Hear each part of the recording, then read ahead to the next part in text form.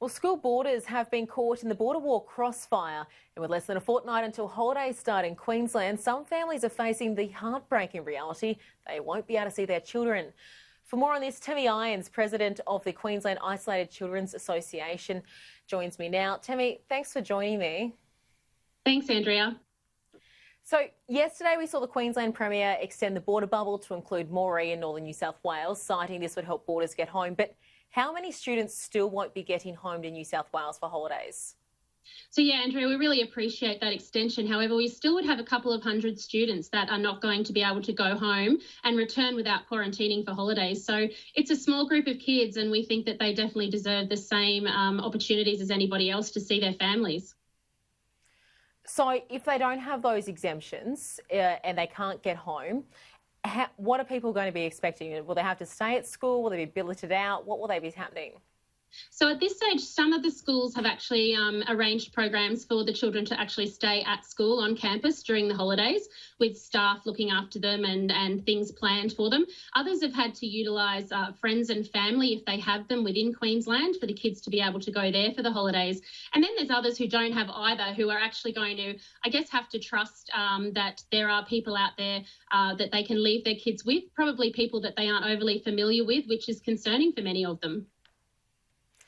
Just how many kids are looking at this situation at the moment? So there's been that small amount who will get the exemption through the Moree border bubble expansion, but just how many students or families is this affecting? So the Moree decision added about 75 kids on to give them that opportunity. We're still looking at about 200, we believe, with the ABSA figures that give us another 200 kids that we still need to get in across our border so that they can have the same opportunities with their families these holidays, that they just want to go home. Just how hard is it because obviously, you know, it was only a few months ago that there was this fight through ICPA to get kids back to school. Now there's this fight to let them go home and then come back to school again. What are these families going through? They're just devastated. We're hearing from parents every day there's just so much angst around how unfair it is, the things they're seeing in the media, obviously decisions that are being made by the Queensland government, which they see as unfair for their family, who can't have those same opportunities as the others. So they're feeling incredibly devastated and heartbroken. And I think parents everywhere could really feel for these parents and then really feel for what these families are going through. And you've got kids as young as 11 too. I mean, it's a fairly big time to be away from home. Absolutely, it's tough. Some of these kids have already done some quarantining at the age of 11 and 12. It's not something that any of us are promoting or the boarding schools are promoting. It's solitary confinement and not something that is beneficial for any of their mental health and not beneficial for their parents' mental health either. Now, we've seen some of these private schools really get behind this. I saw particularly Fairholme College in Toowoomba was sort of really leading the charge with this one here, which is something you don't usually see from these sorts of schools. In terms of pushing to get these exemptions, what proposals are on the table to try and satisfy Queensland Health and get this over the line? So we've been really lucky, Andrea. We've been working really closely with the principals of all the boarding schools across the state, along with ICPA New South Wales and federal ICPA and ABSA. And in amongst all of that, we've been able to have meetings and try and work out some proposals around perhaps some sort of quarantining agreement where there's testing done throughout that holiday period where they're quarantining on their property. We're looking at options such as sterile corridors, anything we can do really to get these kids home for the holidays. It's been a really wonderful support from the Queensland Department of Education as well, and all of those organisations that are working together. It's been really amazing in that respect. Tammie, just explain, what do you mean by a sterile corridor? So there's been proposals out there around being able to have the boarding schools group together and provide a bus that would go directly through to, for example, Moree. With these boarding school children on, parents would meet that bus, take them home, and the same thing would happen on the way home. So it would just minimise the travel between the two states. So you're looking at charter vehicles, testing before going back over the border. Queensland and WA are obviously standing firm against this national definition of a hotspot, meaning border controls could be in for much longer than just this next term. What needs to occur, I guess, so that you're not stuck in this situation again?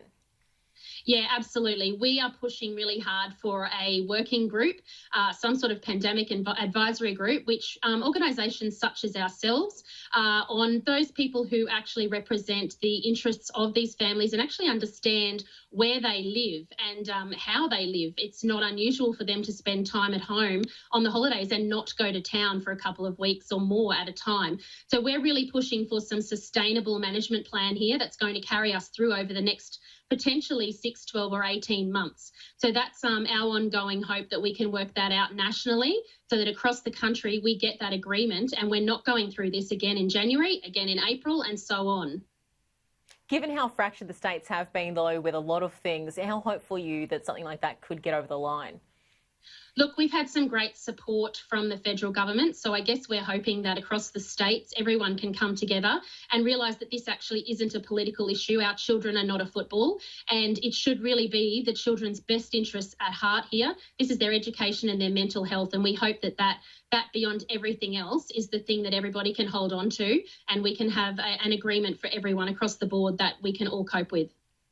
Tammie, it is an interesting choice of words. You say our children aren't of football. I take it the AFL exemptions have probably rubbed a few up the wrong way? They most definitely have. We have definitely had a lot of messages from our members around that issue with that. It just seems unbelievable that can happen, but our own small group of children who have no other choice about where they actually go to school are the ones that are being impacted so incredibly, in such an incredibly devastating way. Tammie, just finally, if you had one message for Annastacia Palaszczuk on this issue, what would it be? I would say listen to these kids. They are really hurting, them and their families. And for these Year 12s and these younger kids in particular, they need to go home and spend the holiday with their parents. I just can't even think of a word. It's just so devastating for these families. So I would say to her, please listen to them and listen to their stories. It's incredibly heartbreaking and they need to be given this chance. Tammie Irons, President of the Queensland Isolated Children's Parents Association. Thanks for joining me on Sky News tonight. Thanks, Andrea.